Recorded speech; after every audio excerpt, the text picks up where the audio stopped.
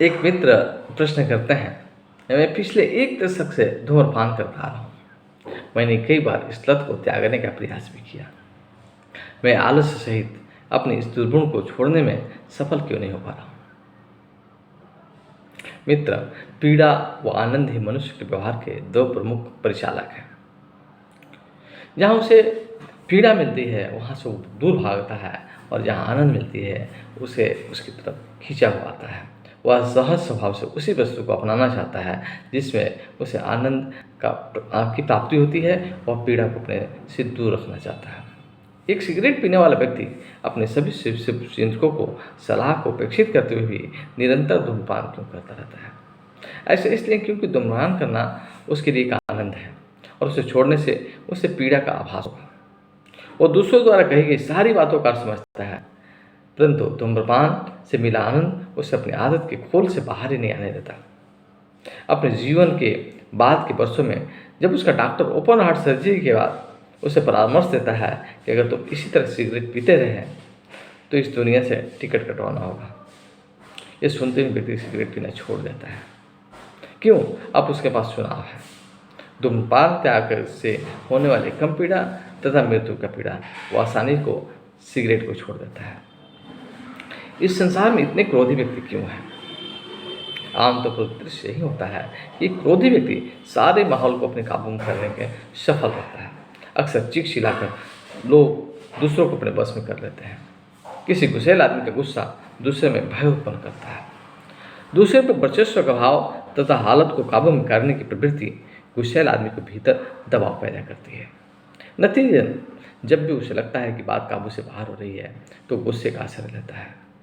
हालांकि जब तक वह शांत भाव में होता है उसे इस बात का एहसास होता है कि गुस्सा नहीं करना चाहिए। जब सारे काम उसके अनुसार नहीं हो रहे होते हैं तो फिर से गुस्से की शरण में चला जाता है। गुस्से के कारण उसे अपने तरीके से काम करवाने का आनंद प्राप्त होता है। उसे पता है वो चीख चिल्लाकर दूसरे से अपना मनचाहा काम निकलवा सकता है। जब तक उसके गुस्से के साथ वो आनंद जुड़ा रहेगा वो गुस्से का त्याग नहीं कर सकता। अगर उसने गुस्से का त्याग किया तो उसे उसके साथ बहुत सी पीड़ा को जोड़ना होगा। गुस्से के लिए कोई सजा नहीं दी जा सकती। गुस्सा तो स्वयं ही आपको दंडित कर देता है। गौतम बुद्ध ने कहा था कि गुस्से के एक ही क्षण के साथ हमारे शरीर के हानिकारक रसायनों और अम्लों का स्राव होता है। याद रखें, अम्ल उस को भी खराब कर देता है जिसे आप उसे रखते हैं। गुस्से के साथ ही आप रक्तचाप, कैंसर तथा हृदय रोग संबंधी समस्याओं को जन्म देते हैं। हम अपने प्रत्येक क्रोधी अनुभव के साथ अपने प्रिय आहत करने देते हैं और अपने लिए महत्वपूर्ण संबंध में दरार डाल देते हैं। गुस्से की प्रतिक्रिया से गुस्सा पैदा होता है, और इस तरह कभी कोई समाधान नहीं निकल पाता। यद्यपि कुछ लोग अपने गुस्से से दूसरे लोगों को हाल प्रभाव तो पा लेते हैं, परंतु इस प्रक्रिया में हमें बहुत कुछ खोना पड़ता है, जिसमें हमारा स्वास्थ्य तथा जीवन का एक भाग भी शामिल है। जब कोई निरंतर गुस्से के साथ अधिक से अधिक पीड़ा को छोड़ने का प्रयास करता है तो धीरे धीरे इससे पीछा छोड़ाना आसान होता चला जाता है। यह बदलाव तभी आ सकता है जब आपको रिप्रोग्रामिंग करना आता होगा। जन्म के बाद से हर अनुभव के साथ इस रिप्रोग्रामिंग करते आ रहे हैं। जब भी हम अपने व्यवहारों को पूरी परिपक्वता के साथ देखने लगते हैं तो हमें एहसास है कि हमारे भीतर अभी ऐसे बहुत से पक्ष हैं जो हमारी बदलाव की अपेक्षा करते हैं। हम उन्हें बदलना चाहते हैं और अपने भीतर इस बदलाव के लिए संघर्ष करते हैं। जब हम बदलना चाहते हैं और बदल नहीं पाते तो हमारे भीतर एक अधूरेपन का भाव विकसित होता है। किसी व्याख्यान को सुनने या किसी पुस्तक को पढ़ने के बाद हम बदलाव करने की ठानते हैं। इसके बावजूद हमारी कुंठा बनी रहती है क्योंकि हम केवल ऐसा करने की मनसा रखते हैं, उसे व्यवहारिक रूप से जीवन में नहीं उतार पाते। सोना और आलस में पड़े रहना एक आनंद है और जॉगिंग करना अपने आप में एक पीड़ा है। केवल इच्छा मात्र करने से कुछ नहीं होगा। आपको पीड़ा व आनंद के नए सिरे से प्रोग्रामिंग करनी होगी, उन्हें नए सिरे से परिभाषित करना होगा।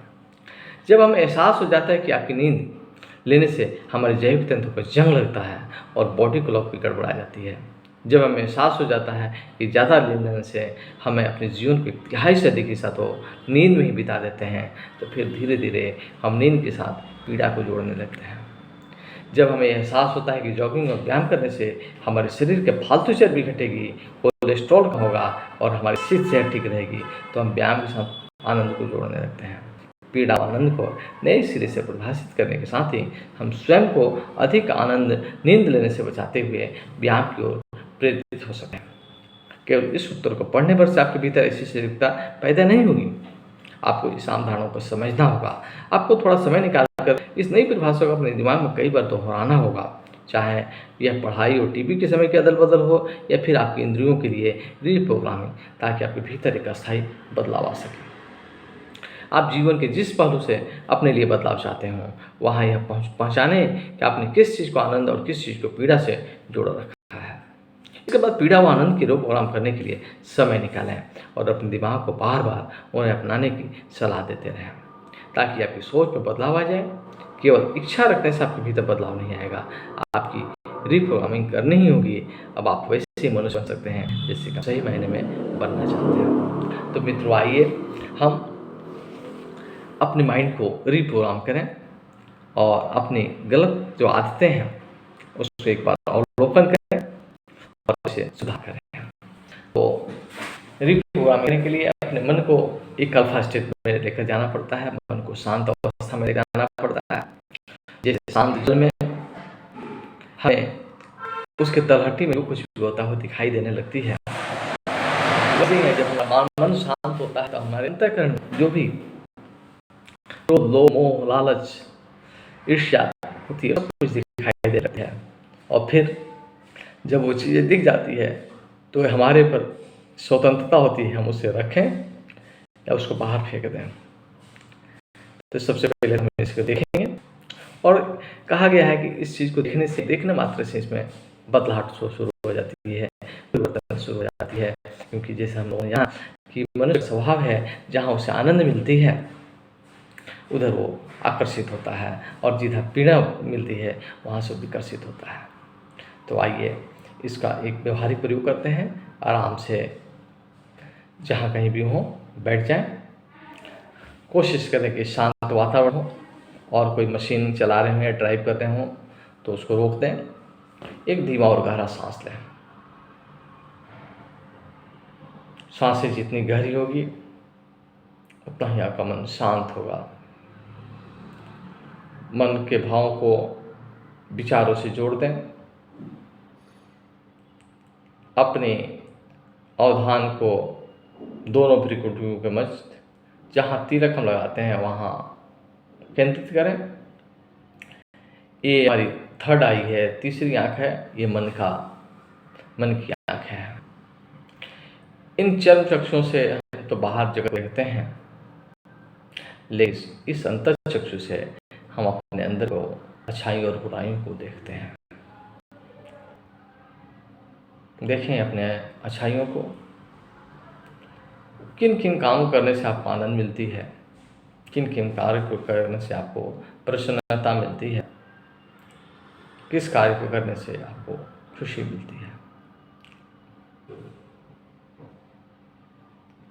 एक एक अपने कार्यों को जो पूर्व में आपने किया होगा उसको भी देखें, जहाँ आपको अच्छा लगा, जहाँ आपको खुशी मिली, जहाँ आपको प्रशंसा मिली। देखें, देखते चले जाएं। ये रूपांतरण की घड़ी है, इस जीवन बदलने की बेला है।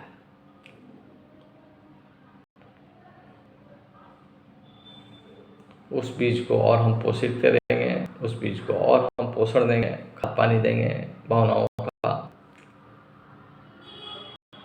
स्वभाव में वो पोषित हो रही है, विकसित हो रही है।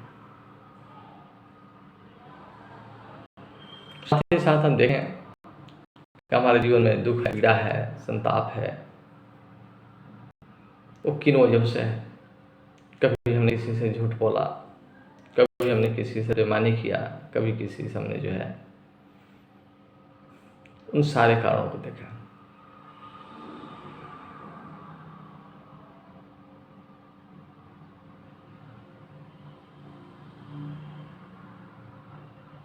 और गहराई में देखें, अगर आपके अंदर कोई व्यसन है, चाहे वो सिगरेट पान पीने की हो सकती है, धूम्रपान करने की हो सकती है, शराब पीने की हो सकती है, झूठ बोलने की हो सकती है, चोरी करने की हो सकती है। इन सब को जो है देखें और अभी के परिणाम को भी देखें और आने वाले परिणाम को भी देखें। हो सकता है कि अभी आपको इसमें अस्थायी रूप से समाधान मिल जा रहा हो, लेकिन इसके लॉन्ग टर्म देखें जिससे आपको नुकसान समाहित है।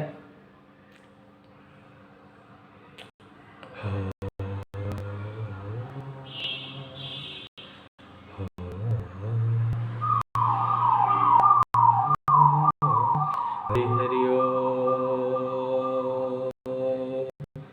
हरि और गहरा जाएं, देखें, ऑक्सीजन को भरें और एक गहरा सांस छोड़ें और भाव करें आपकी सारी बुराइयां, सारी तकलीफ़ें, सारे कष्ट, सारे पीड़ा इस सांसों के माध्यम से काला धुआं के रूप में बाहर निकल रहा है। हो 3 बार करें। हो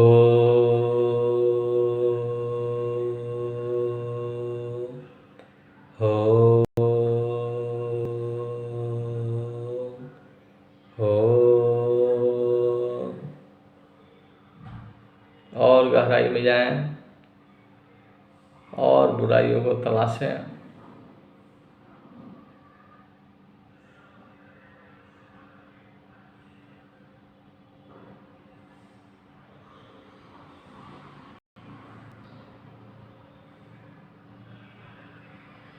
और देखें सफ़ेद प्रकाश हमारे मस्तिष्क से हमारे अंदर प्रवेश कर रही है।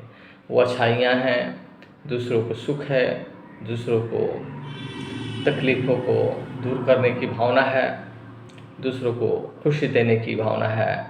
ये हमारे मस्तिष्क से एक सफ़ेद प्रकाश के रूप में अंदर प्रवेश कर रही है और हमारा चारित्रिक उत्थान हो रहा है। हमारा अंदर जो है अच्छी आदतों का विकास हो रहा है।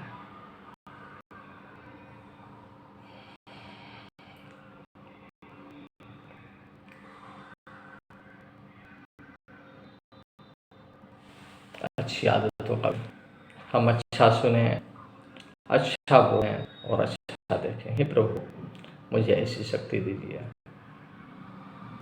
हमको मन की शक्ति देना, मन विजय करें, दूसरों के जैसे करें, खुद को विजय करें। दूसरों से भूल हो माफ कर सकें, हम नहीं करा पे चले।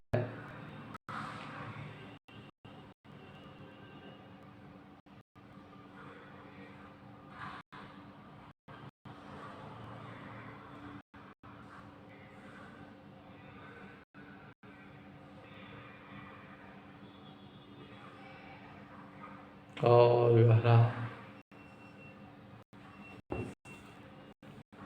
आज भर के लिए ईश्वर को धन्यवाद दें।